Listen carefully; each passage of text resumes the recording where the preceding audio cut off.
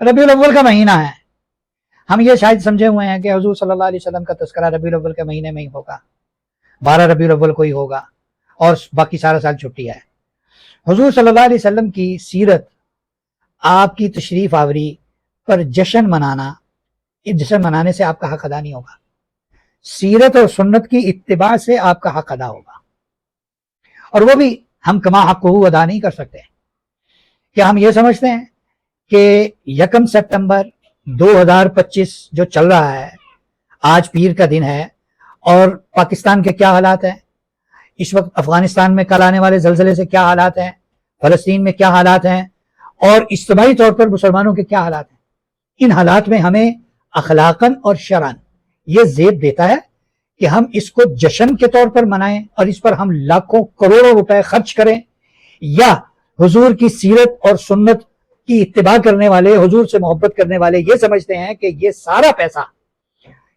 पैसा गुरबा पर खर्च किया जाए, उन लोगों पर खर्च किया जाए जिनको सैलाब में नुकसान हुआ है, खा वो पंजाब के हों या सरहद के हों, या फलस्तीन के मुसलमानों की मदद की जाए। आपकी कोर्ट में फैसला है, जो आप चाहें कर लें। आपके दिल में हुजूर की मोहब्बत किस तरह की है उसके मुताबिक फैसला कर लें, और जो आशिक हैं, जो आपसे मोहब्बत करने वाले हैं, वो बखूबी जानते हैं कि आपकी सीरत और सुन्नत क्या है। इस तरह धमाले डालने से, भंगड़े डालने से, गलियां सजाने से, लाइटिंग करने से हुजूर का हक अदा नहीं होगा, और अल्लाह की कसम हुजूर का हक अदा नहीं होगा। हुजूर सल्लल्लाहु अलैहि वसल्लम के साथ मोहब्बत और इश्क सिर्फ और सिर्फ ये है कि आपकी सीरत और सुन्नत की इत्तिबा की जाए, बाकी सब शैतान के ढकोसले हैं।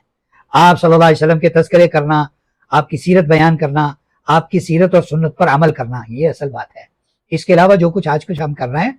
ये हुजूर को पसंद नहीं है, हुजूर का नापसंदीदा तरीन अमल है, और इस पर पैसे लगाना, और इस वक्त में लगाना जबकि पूरा आलम इस्लाम तकलीफ में है, पाकिस्तान के मुसलमान तकलीफ में है, दर्द में है, घर से बेघर हैं, उनके घर तबाह हो गए, उनके मवेशी माल तबाह हो गए।